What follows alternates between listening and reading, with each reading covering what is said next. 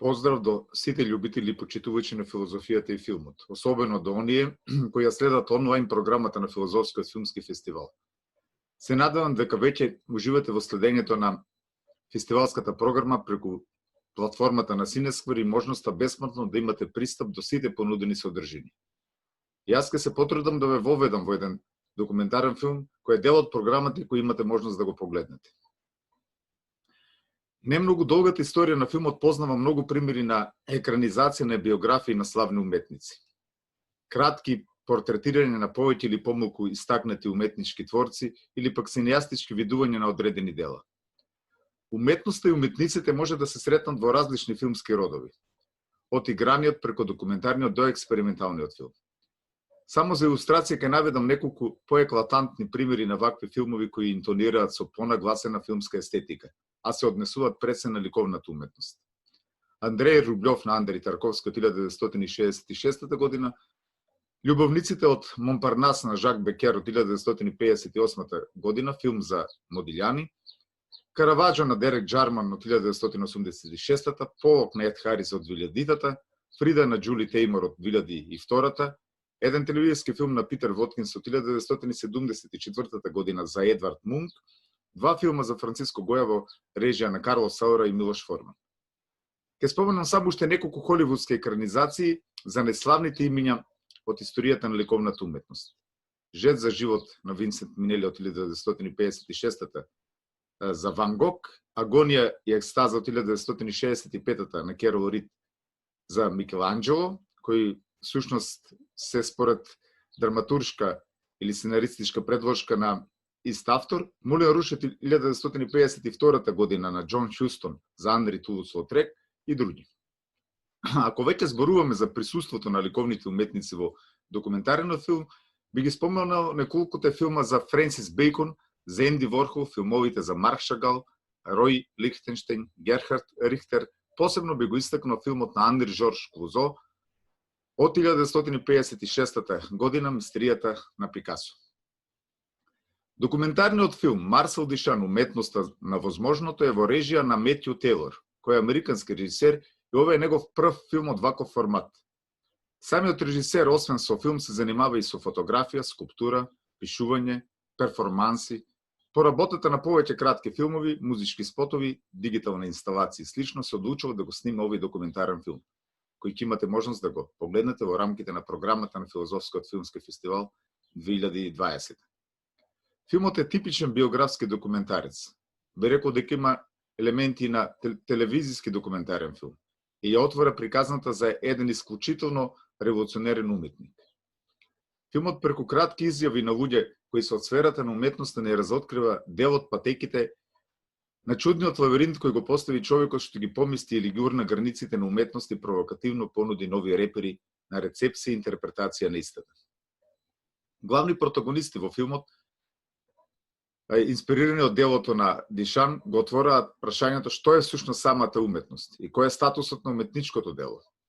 Во самиот филм може да се видат многу фотографии од разни периоди од неговиот живот, некои архивски видео документи за самиот уметник, како и да се чуе неговиот глас во некои разговори од зачуваните аудиозаписи.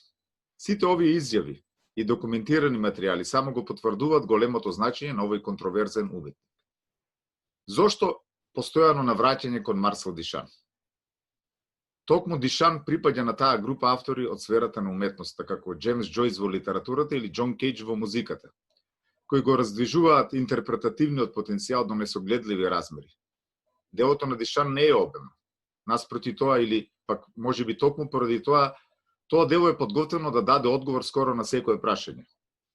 Изразената амбивалентност на неговите дела не само што дозволува многу можни толкувања, таа едноставно води до можност за надинтерпретација. Меѓутоа, и во таков случај пак можеме да се повикаме на Дишан.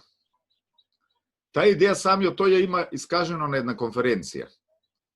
Се на се, уметникот не е сам во чинот на создавањето, бидејќи гледачот, односно наблюдувачот, воспоставува контакт на делото со надворешниот свет, дешифрирајќи ги и интерпретирајќи ги неговите длабоки квалификации и со тоа додава сопствена креација во создавачкиот процес. Во тој контекст не само пластичните дела, туку и Списите и устните изјави на уметникот ја акцентираат отвореноста на делото за интерпретација и прават од него вистински вруток за напојување на уметниците и теоретичарите. Изненадувачки да се констатира колку Марсел Дишан ги прави креативни останатите. Ке нагласи во една прилика таткото на музичкиот минимализам Џон Кейдж. Дури конфронтациите околу неговото дело најчесто давале импресивни резултати. Можеби не е претерано ако се констатира дека митот кој е создаден од неговото име е многу поголем од самото негово име. Една од причините за големото значење на уметникот и неговото дело најверојатно лежи во методот на кој останува доследен, ако се состои во тоа да од една страна е секогаш подготвен да заземе став за своите дела, а од друга страна за нив никогаш да не даде конкретен коментар или објаснување. Дишан како цел живот да работел на една сложувалка со многубројни делови, дал само најава за некои од нив, а останатите полиња ги оставил празни. Значењето на Дишан се воспоставува во моментот кога тој престанува да создава уметност во класичното значење на тој поим. Херберт Молдерингс на многу импресивен начин ги истражува длабоките причини за неговото оддалечување од сликарството. Дишан беше уметник, интелектуалец и истражувач. Беше еден од првите авангардни сликари кои не сметаа дека развојот на ликовната уметност во правец сликарство поради сликарство е ослободување. Туку напротив дека тоа е ограничување на слободата. Еден од важните моменти во најраната фаза од неговото уметничко живење е одбивањето на сликата, акт кој се симнува по скали за учество на салонот на независните во 1912 година. На сликата Дишан со одредени потези го поделил времето. Што повеќе го делел, тоа повеќе изгледало статично, а што повеќе сакал да го прикаже, тоа станува се понеуловливо. Со ова Дишан како да става крај на уметноста видлива со голо око. Со ова слика се навестува новата епока во уметноста одбележена меѓу другото и со подкопување на темелите на уметничките канони создавани во тогашната историја на уметноста. Во тоа време, сомнежот на големиот француски математичар и физичар Анри Поинкаре во можноста за објективно научно познание станува една од основите за новата уметност на Дишан. Тезата на Поинкаре е: се што не е мисла е чиста ништост. Не се стварите сами по себе реални и подложни на концептуализација, туку представите кои ние за нив ги имаме. Не е природата таа која нам ни ги наметнува поимите на просторот и времето, туку ние и ги наметнуваме на природата бидејќи согледуваме дека се практички. Подосна кога Дишан го прашуваат за неговиот однос кон науката, тој вели: науката е очигледно еден затворен круг, приближно на секои 50 години се доаѓа до некој нов закон. Не гледам зошто треба да се негува толков респект кон науката и затоа морав да дадам некој друг вид на псевдо објаснување. Во секој поглед сум псевдо, тоа ми е карактеристика. Постојанот скептицизам е една од неговите карактеристики кога е во прашање неговото дело и кога е во прашање неговата личност. Уште во 1913 година дојдов на идеја да го насадам тркалото од велосипедот на столот и да го наблюдувам како се движи. Со тие зборови Дишан го опишува раѓањето на редимејдот. Во интервју со Артур Шварц, уметникот подробно објаснува што подразбира под наблюдување. Ми се допадна идејата да имам тркало од велосипед во ателјето. Сакав да го гледам како што го сакав танцот на пламените во огништето. Тоа беше како да имам огниште во ателјето, движењето на тркалото ме подсетуваше на движењето на пламените. Но во еден друг коментар се навестува дека во велосипедско тркало не треба да се гледа само прост еквивалент на камин. Во едно писмо од 1955 година Дишан кажува дека без сомнение бил среќен бидејќи тркалото се врти, спротивно од нормалниот случај кога наблюдувачот се врти околу предметот. Дишан веќе се има занимавано со феноменот на движењето во некои негови порани дела. Првите дела на Дишан кои ја манифестираат неговата представа за движењето сепак се повоздржани. Во акт кој што се симнува по скали, вели Дишан, сакав да создадам статична слика на движењето.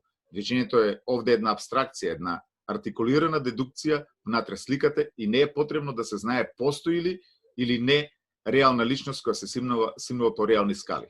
Во суштина движењето е во окото на гледачот кој го пренесува во сликата. Ако движењето може на површината на сликата да се сугерира на гледачот со соодветно представување, а тоа не би бил проток на време, тој проток е конкретно евидентен кај велосипедско тркало, бидејќи едно свртено, тркалото на вистина се движи. Дишан често го користел и концептот на демултипликација. За потеклото на овој невообичаен израз, подоцна самиот ке рече: демултипликацијата остава впечаток на сечење на целта на повеќе делови, односно подцели. Додека мултипликацијата ги умножува, не менувајќи ја вредноста на секој дел. Тешкотијата да се зборува за Дишан е тешкотија да се зборува за автор кој направил се за да не влезе во некаков контекст. Влезе во историјата на уметноста на 20 век со најпровокативен гест, кој ја разнише уметноста сватена како институција, а сепак отврваше дека тоа воопшто може да се поврзе со некоја конкретна намера. Во самиот Ready Made се кријат многу полемички можности. Во една своја формулација, Валтер Бенјамин истакнува дека ако делата се интегрираат во својата преисторија и својата постисторија, тога со помош на постисторијата станува многу јасно дека и преисторијата била всушност непрекинато преобразување. И тука некаде може да се зборува за антиномичноста и ексцентричноста на Ready Made-от. Ready Made, серијски произведен предмет, избран уметник, потпишан од него и пуштен во употреба како уметничко дело. Пресвртни са во уметничкото творештво, кој за секогаш ги промена односите помеѓу уметничкото дело, уметникот и публиката, се чини прави токму порцеланскиот писуар кој со наслов Фонтана во 1917 година Марсел Дишан под псевдонимот R. Мат го изложува на изложбата организирана од страна на Друштвото на независните уметници во Њујорк, чиј член бил и самиот уметник. Условот за учество бил учесниците да платат членарина и Дишан го прави токму тоа. Неговото дело било одбиено и тоа на основа на два аргументи. Во првиот се повикувале на непристојност, бидејќи самиот изложен артефакт е непристоен објект кој во функција на јавни тоалети не заслужува статус на уметност. Вториот аргумент против се однесувал на авторството. Бидејќи артефактот е пронајден објект, а не создаден од уметникот, било неприфатливо да се изложи како уметничко дело. Но ова Дишан одговара со зборовите: не е од никакво значење дали господинот Мат направил, Фонтаната ја направил со своји раци или не. Тој направил избор. Зел предметот со секојдневниот живот, го поставил, со што исчезнува неговата употребна вредност. Му дал име, создавајќи за истиот објект нова замисла. Впрочем, единствените уметнички дела кои Америка ни ги даде се незината алимарија и мостовите. Во 1926 година, Дишан со помош на својот пријател Мен Рей го создава својот единствен филм Анемик Синема. Во самиот наслов се крие анаграм, анемика анаграм од синема. И обратно. Од друга страна, насловот на делото целосно се совпаѓа со амбивалентното движење и перспективата на спиралните слики. Се што гледаме на филмот се движешки спирали и ротирашки дискови на кои се испишени реченици, кои тешко би можеле да се протолкуваат. Самиот Дишан бил фасциниран од јазикот, та дури бил на идеја за создавање на сосема нов јазик.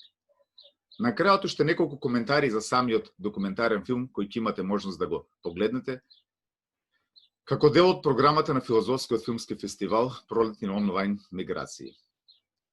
Филмот на Метју Тейлор е хронолошки портрет на Марсел Дишан. Филмот не води од најраните почетоци на Дишан и неговата поврзаност со кубизмот, футуризмот, дадаизмот и слични правци во уметноста, не запознава со употребата на науката, јазикот, технологијата во неговата уметност. За големиот уметник зборуваат актуелни уметници од различни уметнички сфери. Перформативна уметност, филм, музика, историчари и теоретичари на уметноста, кустоси, критичари, истражувачи и други. Постои документиран материјал и сведоштва за уметноста на најавангардниот уметник од 20 век, оспоруван и славен, кој преку своите субверзивни уметнички активности ги смени аспектите на третирањето на уметничкото дело, постави нови парадигми и направи редефинирање на уметноста. Токму поради се што беше претходно изнесено, сметам дека овој документарен филм треба да биде одлична провокација за сите кои ја познават естетиката на Дишан, а можеби уште повеќе за оние кои допрва го запознаваат овој несекојдневен уметнички гений. Се надевам дека со задоволство ќе го проследите филмот.